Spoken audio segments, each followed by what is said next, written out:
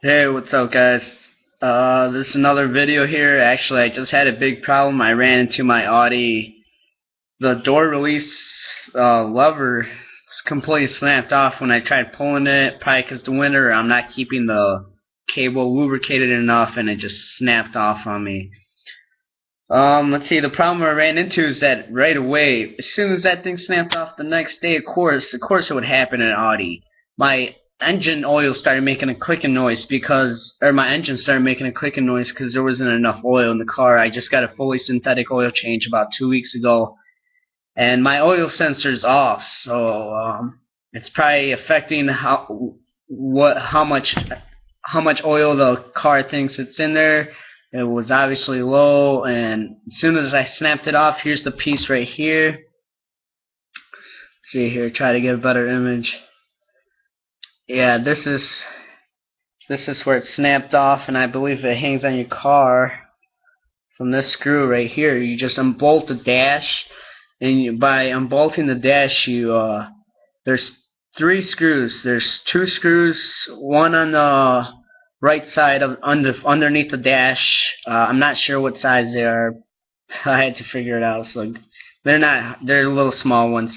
And then there's one on the other side of the steering wheel. So each side of the steering wheel, there's to be two screws right underneath to release the underneath dash there. And then you also got to pop open your fuse panel box, unscrew one more, and it should you should be able to just shake it, and then it'll just pop right off. Just be careful not trying to take off any wires for your lighting underneath your dashboard there. After that, just kind of put that aside. You don't even have to unharness it. Just leave it harnessed. You don't want to keep messing stuff with what you don't know. So, number one thing about Audi is don't touch if you don't know what you're doing.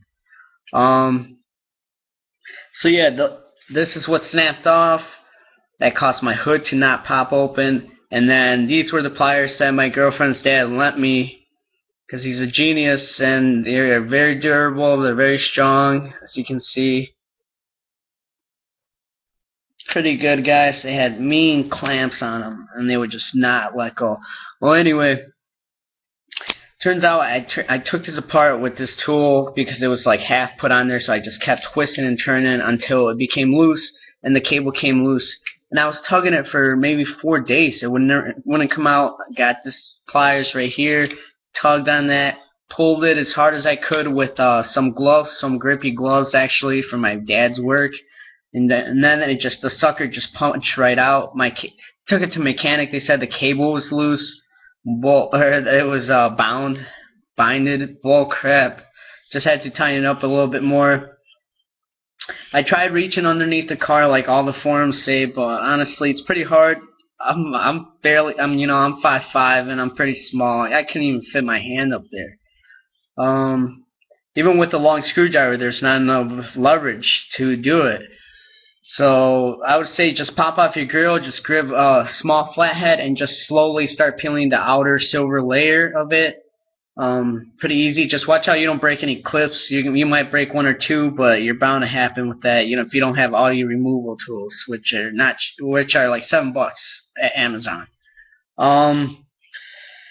You do that, and then to remove the black part, a lot of people think it's harder. It's the same concept. You just gotta be careful. You just gotta watch out for the clips. One is going to break because it's not meant to be taken off like that. It's meant to be taken off from the inside with your hood pop, but obviously you can't get in your hood if the latch is locked and your hood lever it's completely snapped off and your cable is not pulling the latch out. So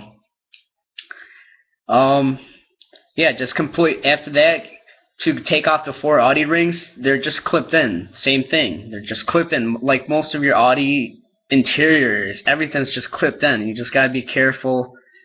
Let's see here. So when you remove the Audi rings, and then you just remove the outer black parts, slowly but surely, you just kind of gotta tug at it a little bit, gently. Be careful with the clips, because otherwise you're paying for a new grill. That sucks. Once you get that done, well, anyway, that's what I thought I had to do, but I really just had to pull the wires, so I just want to explain to you guys of how to remove the grill as well. So Hopefully that helps out.